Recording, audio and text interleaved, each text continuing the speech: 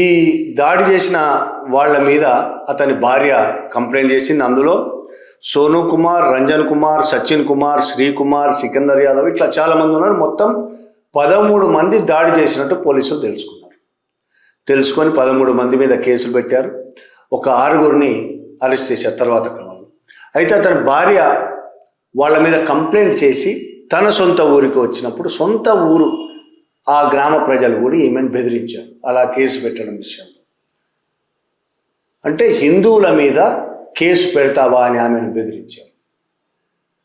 ఆయన ముస్లిం అని తెలుసుకున్న తర్వాతే అతన్ని కొట్టారనేది తన వీడియోలో హుస్సేన్ చెప్పాడు. ముస్లిం కాబట్టే కొట్టారని.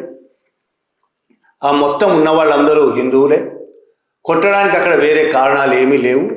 అయితే పోలీస్ కేసు కూడా ఎఫ్ఐఆర్ అయ్యి పోలీస్ కేసు కూడా అవ్వడంతో వెంటనే కొంత ప్లేట్ ఫిరాయించి ఈ దాడి చేసిన వాళ్ళలో కొందరు హుస్సేను తమ ఇంట్లో దొంగతనం చేశాడనే ఆరోపణ మొదలుపెట్టాడు. తమ ఇంట్లో బంగారం ఎత్తుకెళ్ళాడని రకరకాల ఆరోపణలు చేశారు. ఆ ఆరోపణలతో వీళ్ళే తిరిగి కేసు కూడా పెట్టారు హత్య కేసు నుంచి తప్పించుకోవడం కోసం. ఇది డిసెంబర్ 5వ తేదీన జరిగిన సంఘటన.